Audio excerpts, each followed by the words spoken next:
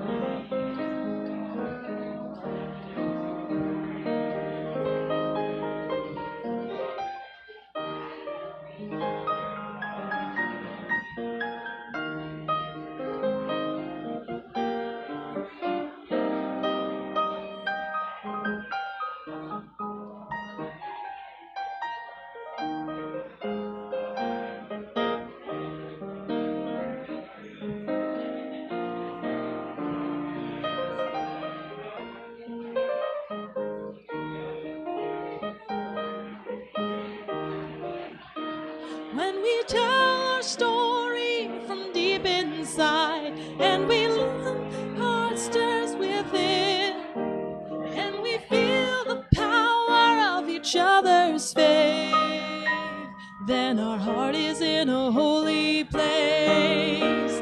When our heart is in a holy place, when our heart is in a holy place, we are blessed with love and amazing grace. When our heart is in a holy place, when our heart is in a holy place, when our heart is in a holy place, we are blessed with love and amazing grace. When our heart is in a holy place, when our heart is in a holy place, when our heart is in a holy place.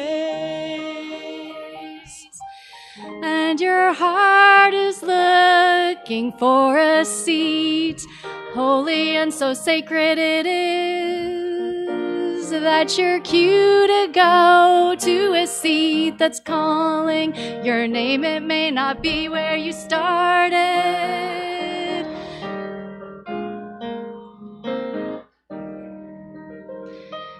Yes, you know what? When it's a Sunday and it is like kind of difficult to figure out where you need to go after we're welcoming each other, honestly, that's the Sunday when I go home and I'm like, yes, we had church today. Yes, I love it. I love it. And this church community and actually this whole building, some of you, if you've just rolled in post-pandemic, you kind of only know this as our sacred space, but there's an entire sanctuary in there just waiting for us, beautiful with stained glass. This building has held us. It has held so many generations of First Universalists in 1923 when they moved in here so joyfully. And then Unitarian Universalist when those two denominations merged in 61. And we really are stewards of this beautiful campus on this busy corner of Los Robles and Del Mar in Pasadena. We're stewards of the garden of this building and stewards of each other's spirits and souls. And if you're looking for a chair, someone maybe can help folks on the patio, not sure. So here we are, mindful of this space and mindful that it's really up to us to bring this space fully into 2021 so that we can be a home for those who come after us, right? And they're going to look back and be like, yay, all those people who couldn't sit down during welcoming each other. They created this space for us and tended it. So this year, our congregation was awarded a matching grant from a Unitarian Universalist Foundation, and they gave us a matching grant of $18,000. $18,000! That's right. And this grant of $18,000 is to help us act on our faith for the future. ACT, A-C-T. The A stands for accessibility, the C for communications, and the T for Terry Trindler. Wait, wait. Technology. And so when we think about accessibility, we had one particular thing in mind, something so important for any space that is going to hold us, the bathroom. Yes! And we have a dream that our bathroom just off of Throop Hall will be truly accessible so that you can get in there when you need to go. And we are also adding a stall in there. And Wendy Wilson, our amazing chalice lighter this morning, is also an architect, and she gifted us the expertise of her professional drawings for the bathroom. Yay, thank you, Wendy. And if you're curious about what it will look like, those are going to be outside on the picnic table after the service. The C is for communication. If you can believe it, we existed almost through the entire pandemic with DSL. Do you even know what DSL is? You don't want to know. And so the communications, we've actually already been able to upgrade to high-speed internet. So we're streaming for our friends who are with us but at home today. And then finally, the T is for technology, which is helping us with the live stream equipment in here, which will eventually move to the sanctuary, which will also, we're hoping to upgrade the meeting room right through there so that we can have hybrid classes and meetings at church. Wow. So $18,000, does that sound like a lot of money to you all? Because it frankly did to me when we applied for it. Thank you, Jean, yes. Well, I come bearing good news today. We have actually already raised $16,860. Yeah, I know. So that leaves $1,140 to go. I feel like we could just have a bake sale this afternoon and do it. And to tell you a little bit more about that, we have Robert and Barbara from our ACT fundraising team.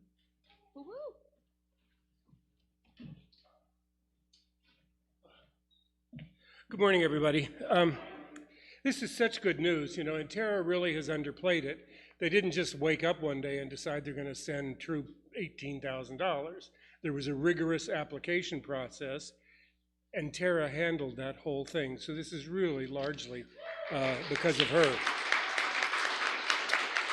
And yeah, it's $18,000, but the catch is we have to match it dollar for dollar.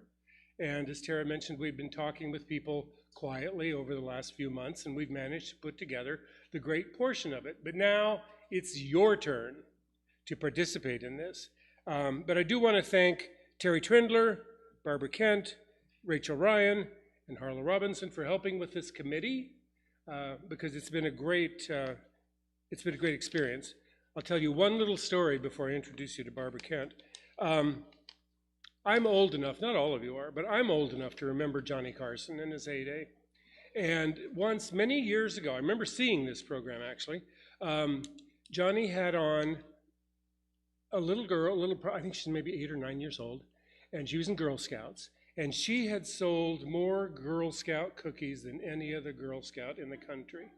And this is when they sold them individually. They didn't come up with corporate plans and get all their cousins and everybody to sell for them. They just sold them individually, and she had sold a jumbo load, thousands and thousands and thousands.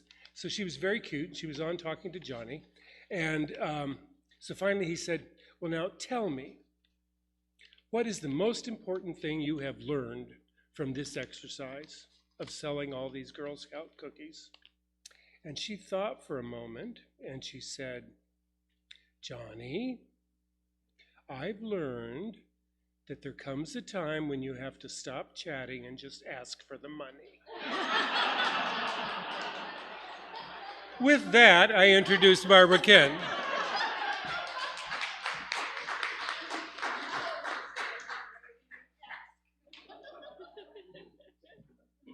Well, I think they stole all my things that I was going to say.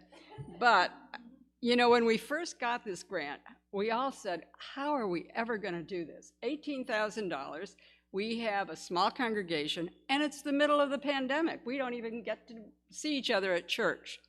But as Robert and Tara said, some members of the congregation stepped up and generously gave over $16,000. So now we have the hard work. It's always the hardest to raise the last of the money that we need to raise, and that's $1,140. So I'm asking all of you, each and every one of you, to give as generously as you're able to help us reach this goal by November 30th. And Terry, can we have a weekly upgrade, kind of a tally of how we are? So every Sunday when we come to you, we can say, this is how much we raise, this is how much we need to raise, kind of like the United Way with their little red thing that goes up there. So please, help us to raise this so we can have the most beautiful, accessible bathroom in all of Pasadena. And I invite you at the end of service to stop at the table at the back of the patio. We have some information on the bathroom, and it's really interesting how all of this, if you look at it, what's going to happen back there, because it's pretty incredible. And we also have some envelopes and pledge cards that you can take home with you. And once again, I'm asking you, please, as generously as you're able, help us make this goal by November 30th, and let's get that bathroom started. Thanks.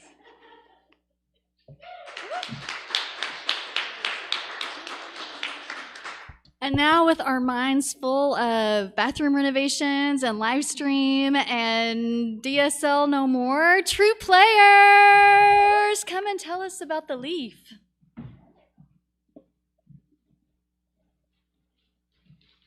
Good morning, everyone. We're very excited. I think this is just our second time back up front since the return to in-service.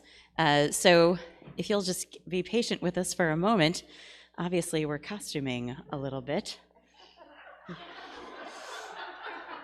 It was worth it, right? Amazing.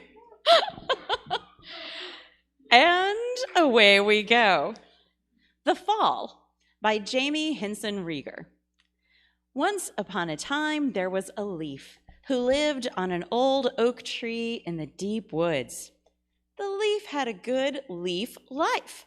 She enjoyed watching the squirrels scamper about the tree branches. She enjoyed gossiping with the ants about the goings-on in distant trees. She liked swaying in the breeze with her leaf friends. And beyond all else, she enjoyed being in the presence of the tree.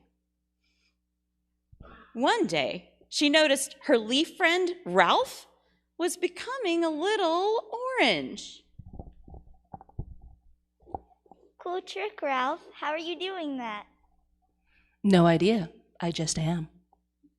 Well, it looks good on you. Throughout the week, Ralph went from orange to a vibrant red. Then, one day, the leaf was busy talking to a friendly robin when she noticed Ralph wasn't there on the tree beside her. What happened to Ralph? He probably fell. It's about time.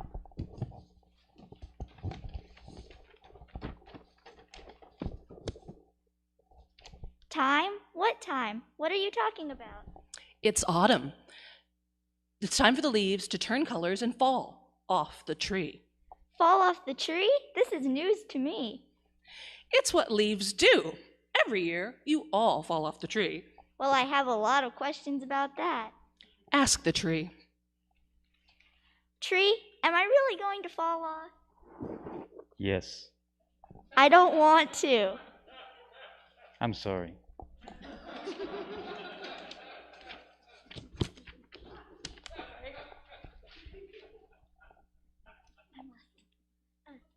Do I have to? Yes. Will it hurt? Will it hurt you? No. Next year, there will be new leaves. It's like a circle. What is to become of me? The wind will take you. Where will I go? You may stay very near, right here in the forest.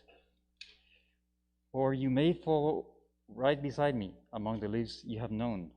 Or you may be carried away far away, maybe even as far as the ocean. No one knows what your journey will be. Maybe the wind knows, but it isn't telling. I don't want to leave you. You are my tree. All things are connected. You will never leave me. You will become a part of me in a new way, as we are both a part of the earth. You are quite the philosopher. I think I will stay. So the leaf stayed. One by one, and sometimes in a great bunch, the leaves around her turned striking shades of orange and brown and rust and red. The leaf stayed. And one by one, the leaves detached from the tree and floated away in the wind.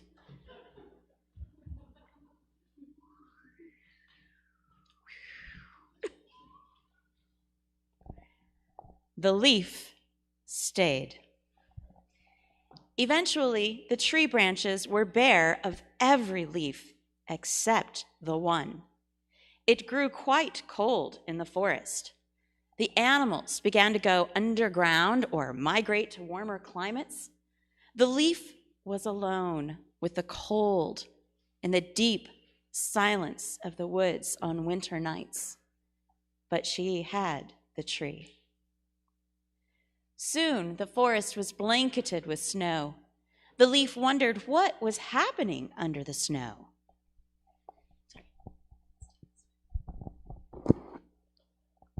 The leaves are turning into earth to nourish the soil and feed new living things, into which they will be reborn. It's a circle.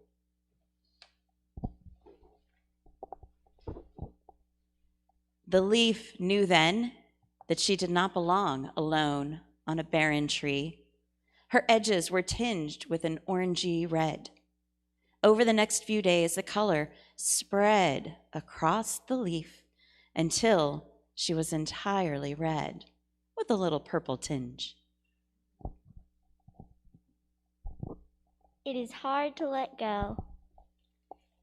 It is. The leaf wondered where the wind would carry her. The breeze gently reminded her that she would be reborn into everything. The leaf gave one last loving thought to the tree. Then the leaf fell. The wind carried her. The forest was silent and still. The end.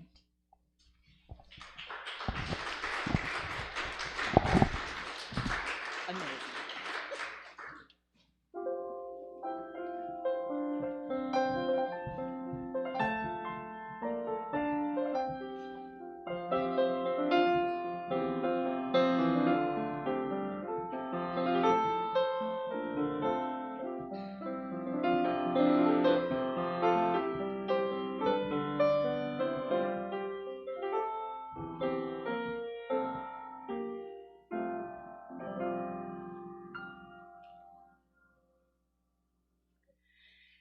And we take in wisdom from poet Mary Oliver, Hurricane. It didn't behave like anything you had ever imagined.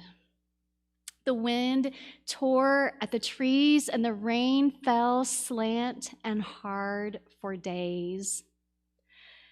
The back of the hand to everything.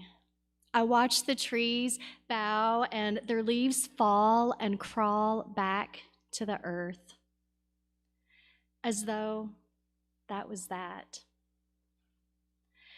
This was one hurricane I lived through. The other hurricane was one of a different sort, and it lasted longer. Then I felt my own leaves falling away, the back of the hand to everything. But listen to what happened to the actual trees. Toward the end of that summer, they pushed new limbs through their stubbed branches. They were tall, they looked like telephone poles, and they didn't care. It was the wrong season, but they couldn't stop. After the leaves came blossoms. For some things, there are no wrong seasons, and that's what I dream of for me. This church is our church, and we support it through so many gifts of time and talent and treasure. Thank you so much for all of the ways you support our Throop community. If you are able to make a financial donation today, we invite you to do that by text to give. That number's in your order of worship. You can give online. That link is on our webpage and in the order of worship. Or you can just give an old-fashioned cash or check donation, and the box for that is outdoors on the patio. Thank you so much, and all of your offerings of your heart and mind and treasure are gratefully received.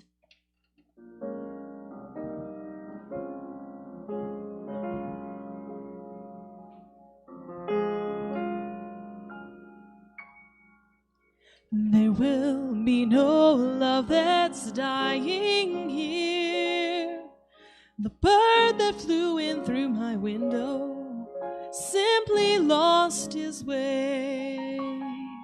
He broke his wings, I helped him heal, and then he flew away.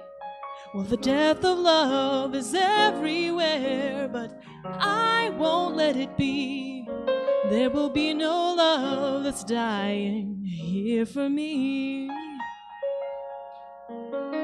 There will be no love that's dying here. The mirror that fell from the wall was raggedy, that's all. It rested upon a rusty nail before it made its fall. Well, the bones of love are everywhere, but I won't let it be. There will be no love that's dying here for me. There will be no love that's dying here. 4 flowers in my Asian vases, not a sign we're dead. I paid for 3, a sweet old lady gave me 4 instead. There's some doubt that's out about this love, but I won't let it be. There will be no love that's dying here for me. There will be no love that's dying here. The bird that flew in through my window simply lost his way. He broke his wing, I helped him heal, and then he flew away. Well, the death of love is everywhere, but I won't let it be. There will be no love that's dying here for me. There will be no love that's dying here for me. No, no, no, no. There will be no love dying here for me. No, not for me. There will be no love dying here for me.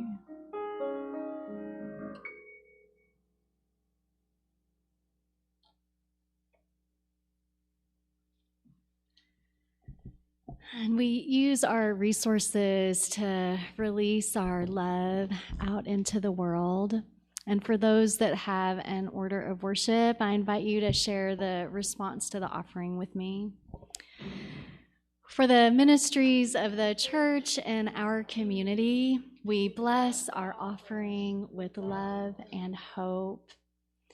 And we also release our love to earth. We take a moment each and every week to remind us of how beautifully earth holds us and to remind ourselves of our commitment to attend gently and intently to her. So please say with me the promise to our planet.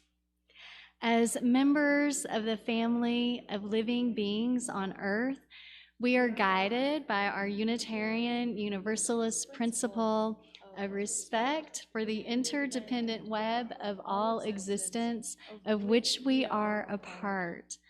With hearts filled with love for it, eyes nurtured by its beauty, and minds ruminating on ways to protect its sacred and scarce resources, we promise to nurture the well-being of all life and of the planet itself.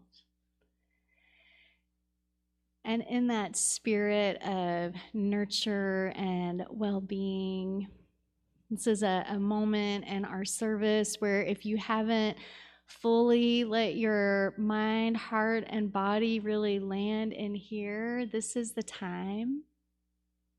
We spend some moments just welcoming our breath, connecting our breath with our body, and being here together, really welcoming the sweetness of hearing the gentle sounds of others in the room with us. Some of us spent a long time in this moment of shared silence with a computer screen in front of us. We're glad some of our people are breathing with us on the live stream today. So just take a breath in together. And gently exhale. And take a breath in and feel your energy expand just a little bit out. Maybe as far as you feel comfortable doing that, imagining it kind of dancing or swirling with the energy of someone else in the space. And exhale. Breath of life and breath of love, lead us into this tender day. Help us remember that we are intimately connected with the web of life and with each other. May each of us hold awareness of the part of the thread we hold. And may we weave that thread gently and purposefully and faithfully in all that we do. Help us remember that others we meet hold joys and sorrows, and that person may be fragile at times and strong in others. Let us greet this tender day with humility, curiosity, and kindness. We take a few moments in shared stillness, perhaps thinking of a kindness you received today, maybe remembering a kindness that you extended to someone else.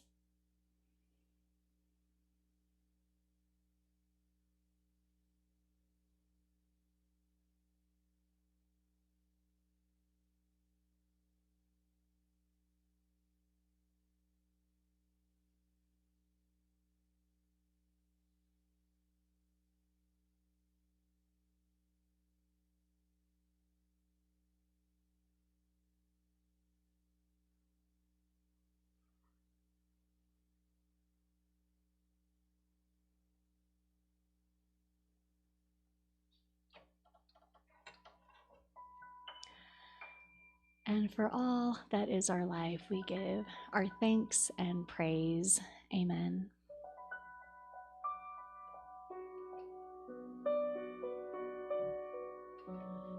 Faith is a forest in which doubts play and hide. Insight can hear the still small voice inside. Web of life, may this thread I weave strengthen commitment to all I believe. Vision be my guide as I seek my way. Lead me in this tender day. Speak through me in all I do and say. Seeds of both meek and strong are scattered in air. Dignity shines in out from bigotry's glare. Web of life, may this thread I weave help me bear witness to all I believe. Justice be my guide as I seek my way. Lead me into this tender day. Speak through me in all I do and say. Fortune and famine ride the swift winds of chance. Sorrow and pleasure seem unwedded in dance. Web of life, may this thread I weave mingle in compassion all I believe. Mercy be my guide as I seek my way. Lead me into this tender day. Speak through me in all I do and say.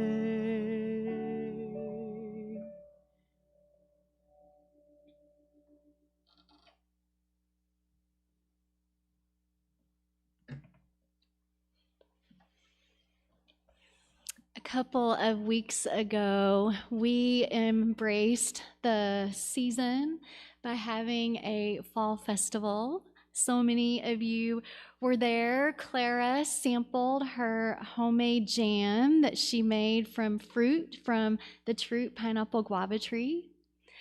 And Terry, she led people through a ghostly tour of the building. And I heard some of you kind of felt the presence of Florence, our resident friendly ghost here. Tom and George helped people pick their own produce from the veggie patch out front. And some of you had your palms read by me. Now, did you know that Throop has its own ancient tradition of palmistry? What? No, I didn't either until that Saturday morning. And that's where the ancient tradition started. It was Saturday morning.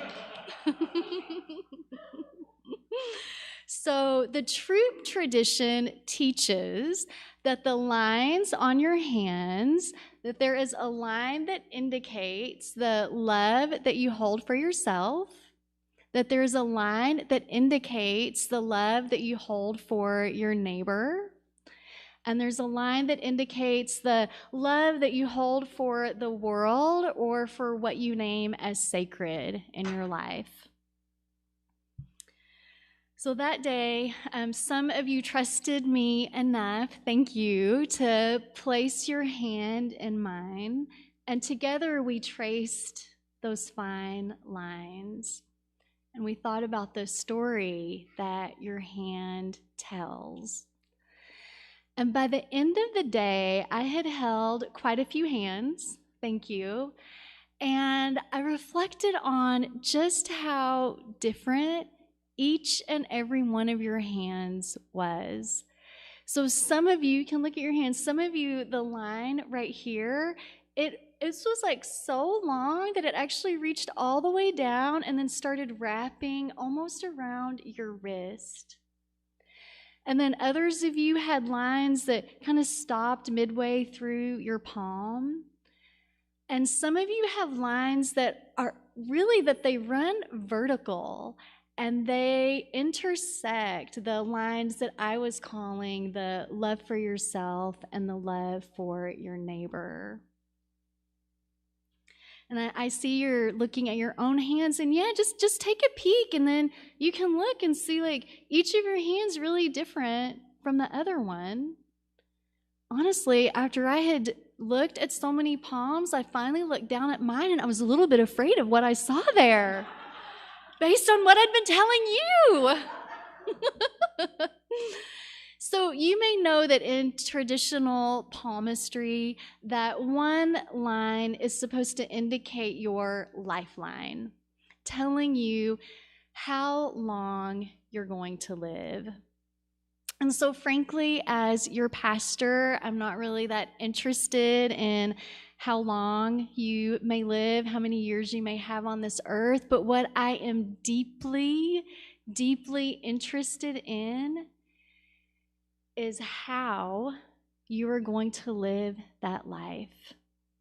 I am so interested in your how. How will you live this one wild and precious life? The last few weeks in worship, we have held together the delicate balance between happiness and grief, joy and sorrow, life and death.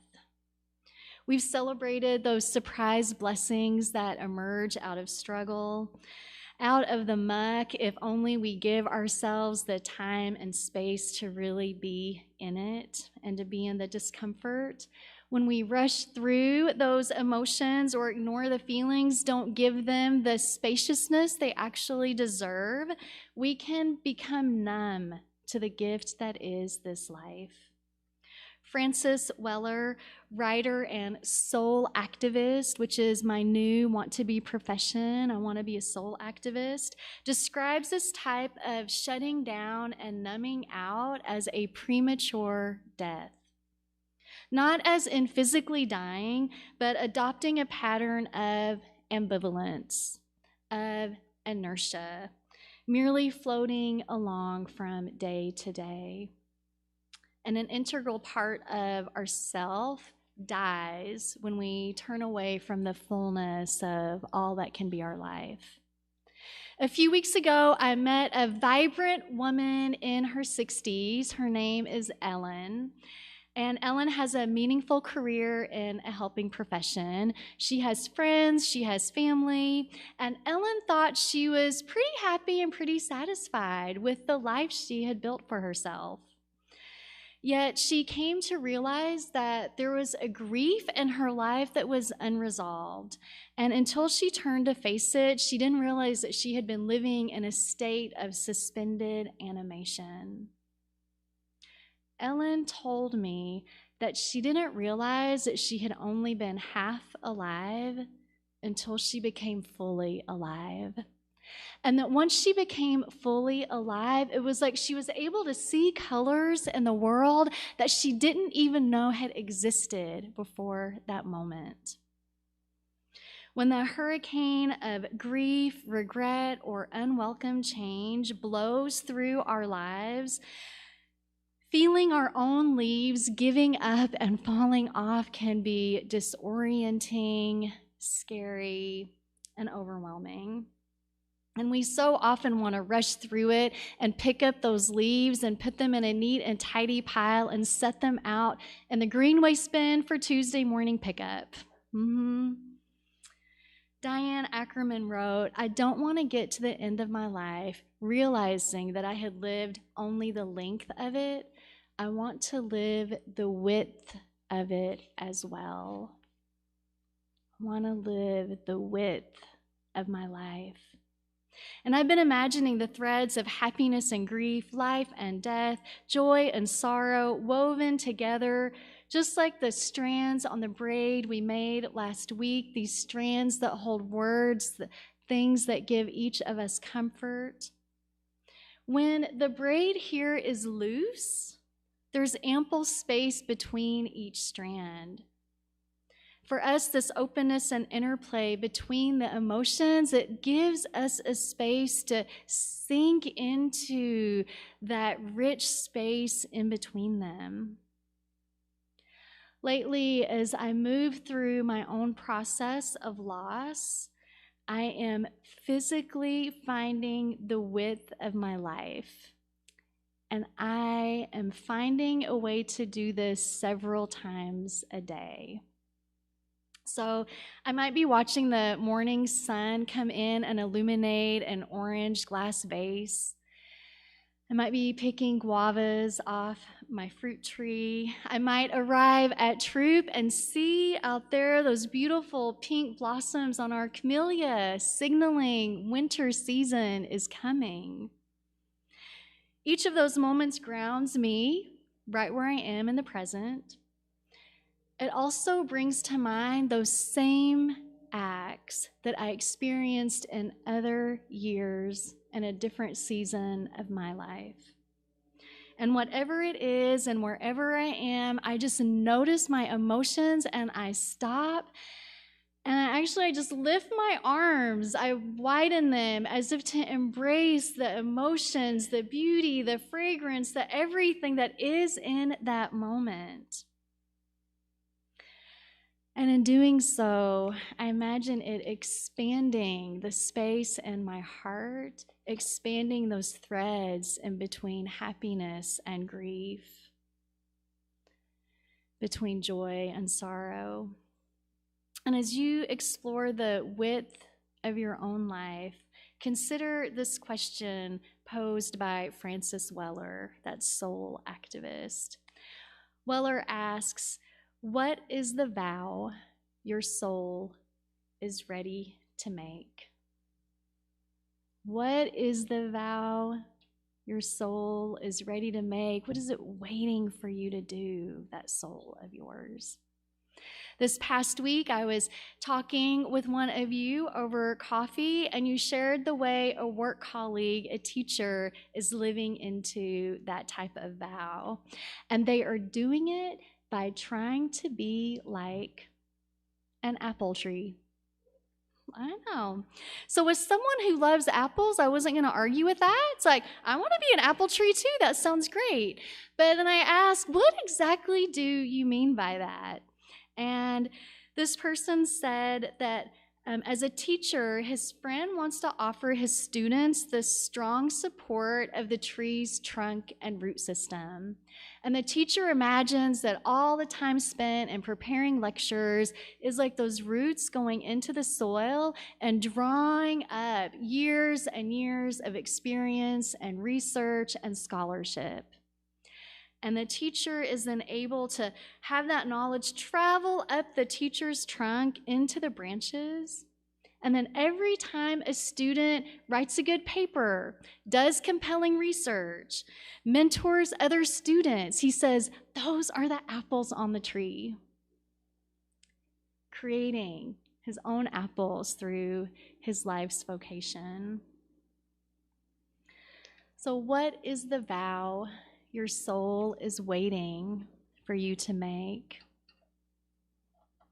A vow that will deepen your own lifelines, help you open your arms wide. Are you someone who wants to be more vulnerable? Are you someone who wants to take more risks? Are you someone who wants to make a deeper commitment to your own practice of creativity, to your art?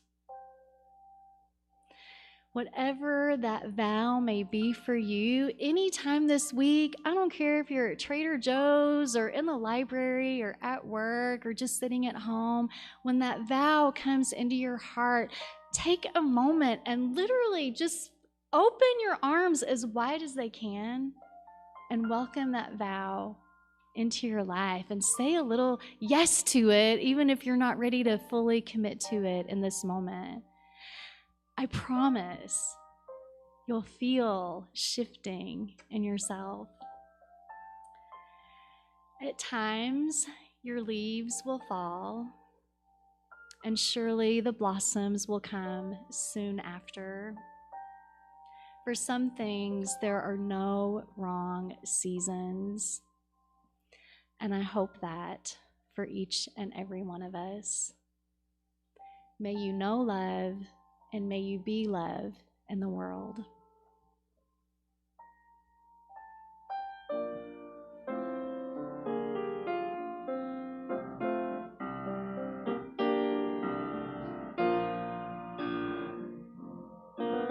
Though days be dark with storms and burdens weigh my heart, though troubles wait at every turn, I know I can go on. The sorrow heals my soul, and burdens weigh my heart. The troubles wait at every turn, I know I can go on. The troubles wait at every turn, I know I can go on. And so place a hand on your heart and reach a hand out to someone else in the room.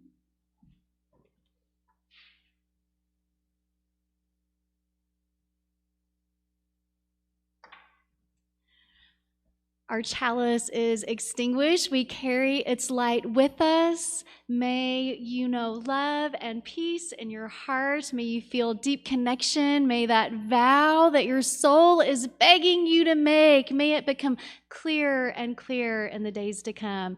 I love you all. Go out and love the world. Amen. And blessed be. Happy Sunday.